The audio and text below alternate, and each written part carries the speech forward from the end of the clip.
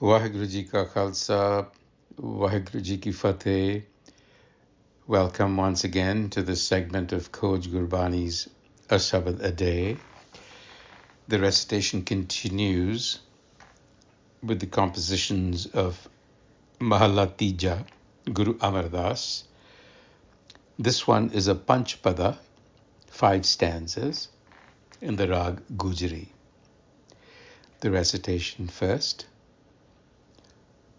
Gujari Mahalla Tija Panchpade, na kasi mat upajai, na kasi mat jai. Satgur milaya mat upajai, ta eh soji pai. Har katha tu sun re man, sabad man vasaye. Eh mat teri thir rahe, ਤਾਂ ਭਰਮ ਵਿੱਚੋਂ ਜਾਏ ਰਹਾਉ। ਹਰ ਚਰਨ ਹਿਰਦੈ ਵਸਾਏ ਤੂੰ, ਕਿਲ ਵਿਖ ਹੋਵੈ ਨਾਸ। ਪੰਚ ਭੂ ਆਤਮਾ ਵਸ ਕਰਹਿ, ਤਾਂ ਤੀਰਥ ਕਰਹਿ ਨਿਵਾਸ। ਮਨਮੁਖ excuse me, ਮਨਮੁਖ ਇਹ ਮਨ ਮੁਗਧ ਹੈ, ਸੋਜੀ ਕਿਛੁ ਨ ਪਾਏ। ਹਰ ਕਾ ਨਾਮ ਨ ਬੁੱਝਈ, ਅੰਤੇ ਗਿਆ ਪਛਤਾਏ। ਇਹ ਮਨ ਕਾਸੀ ਸਭੇ ਤੀਰਥ ਸਿਮਰਤੀ, ਸਤਿਗੁਰੂ ਦਿਆ ਬੁਝਾਏ। 68 ਤੀਰਥ ਤਿਸ ਸੰਗ ਰਹੈ, ਜਿਨ ਹਰ ਹਿਰਦੈ ਰਹਾ ਸਮਾਏ।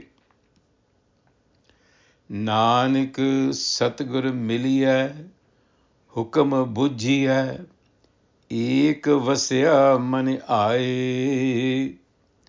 ਜੋ ਤੁਧ ਭਾਵੈ ਸਭ ਸੱਚ ਹੈ, ਸੱਚੇ ਰਹੇ ਸਮਾਏ।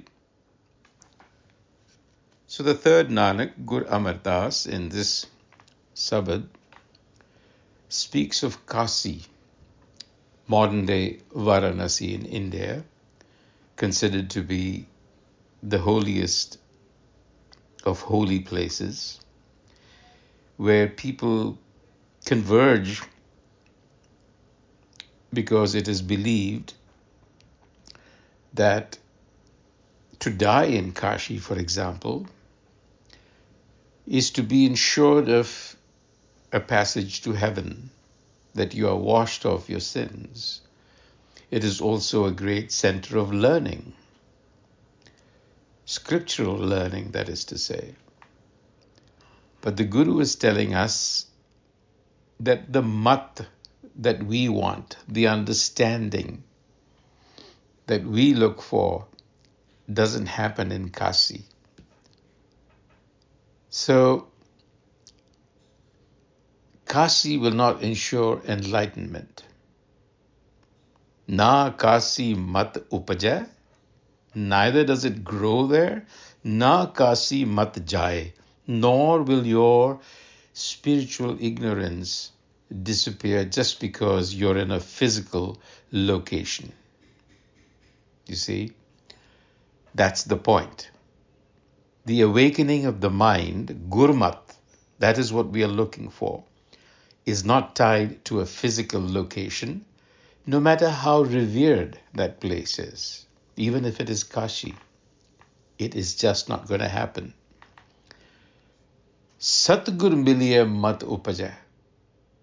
Enlightenment will come only through the Satgur. Enlightenment meaning wisdom, the sense of proportion on how to deal with the experiences of the world, to put it very simply. Satgur miliya mat upajai. So it is not a physical location, it's within the mind. The awakening of the mind is what we are looking for, and that is not tied to a location. So in the Rahau, the next verse here. Har katha tu sun re man. Again, an appeal to the mind. Har katha tu sun re man. My mind, listen, hear the discourse of the Har self, and we'll talk about what that might mean. Har katha tu sun re man, sabad man vasai. Assimilate the wisdom of the sabad. Manavasana is to assimilate that wisdom. Eh mat teri thir rahe, ta param vichon jaye. Ta param vichon jaye means only then will your self-doubts and delusions and illusions disappear, when you are anchored in the wisdom of the Gur, the Sabad. Only then. So har ki katha sun tu, the narrative of the self, the story of the self. What is this narrative, this story? So you see, in Gurmat, there is this idea that there is a script that is being written. No doubt it is not a script on a piece of paper, but the paper being our body, the impressions that are being scripted on our body through our thoughts and actions. They run in parallel with the macro hukam, which is also scripting. So you have this dual processing taking place. And the narrative of the self is this dynamic process within which we live lives, right? We are surrounded by a massive macro hukam, and yet it is also present within us, and we write with it as well. So it is, because what I'm trying to say is that cosmic processes are reflected within the individual mind. Jo Brahmande, Sui Pinde, the same processes, and there is a link between them. So the narrative of the self is a dialogue between the ego self, the mind that we have created through our conditioning, and the Har self, that is the unbounded innate potential and possibility within us that hasn't been defined yet, because it is always in the future. It is unbounded. It has to be created.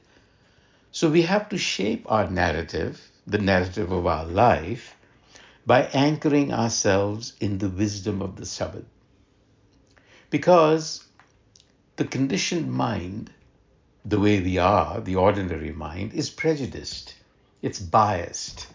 It's contained by experience, by phenomena. The ego, collectively called the ego. And what is the ego trying to do? The ego is trying to give ourselves a sense of permanence in a world that is impermanent.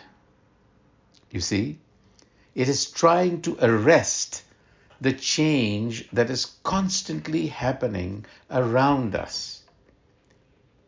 And we cannot arrest the change, because hukam is change. It is constant change. So what the Guru is saying to us is, anchor yourself in Guru wisdom so that you can ride the tide. That is what you have to do. You have to turn around and stop trying to make the impermanent permanent, but ride. It's like surfing the waves. The waves are going to come and go. You keep surfing them. That's the dialogue. So you have to use your imagination. You have to use your intuition. The intuitive mind is what is asleep. And that is the storehouse of all memory, all possibility. So you have to begin to engage with that side of your mind. You have to develop, and it is characterized by love. So this is self-love, essentially. You have to flower self-love within yourself. That's the dialogue.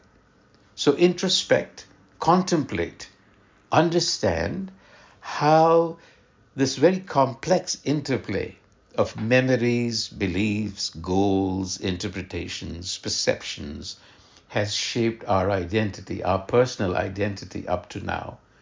and how we can evolve this unbounded potential that is looking for an expression through you. We essentially have shut it off. So that's the Har Ki Katha. Har charan hriday vasaye tu. Again, the same concept, right? When self-knowledge permeates the heart, when that knowledge of the Har, when you begin to understand that essence, the elemental body will come under control. Panchabhu atma vasa karetu. It'll happen. When the mind begins to evolve, your body will automatically align with it. So Panchabhu atma vasa kare. It'll happen. Ta tirath kare nivas. Now that is the real pilgrimage inside, where you come and be at rest within yourself. So that's the idea. Now the problem, manamukh, the degenerate mind, the ego. That is who we are right now. So that's our starting point. The Guru is saying, manamukh eho manamugad hai. We are infatuated with Maya. We are infatuated with the fleeting world. We are mesmerized. Mugd, that is what mugd means, to be charmed. It also means that it's foolish. Soji kichna pai, it has no understanding. It has no understanding of what? Har ka naam na bujjai. Of Har ka naam, self-knowledge. It doesn't understand what the self is. And we've just said it is unbounded essence. We know how to deal with things that have boundaries. We don't know how to deal with what has no boundary. It's not even a thing. For that reason, you need Gur wisdom, Gurbani. It will show you how to deal with it, how to get there. So the Manmukh mind is constantly under the spell of the ego, and the ego, as we have said, is trying to preserve itself. So what happens is you live life in the ego, and in the end, pachatai, anta gaya, pachatai. Har ka naam na bujjai, anta gaya pachatai. That is the outcome. The outcome is nothing but a bunch of regrets and remorse. Ehe man kasi.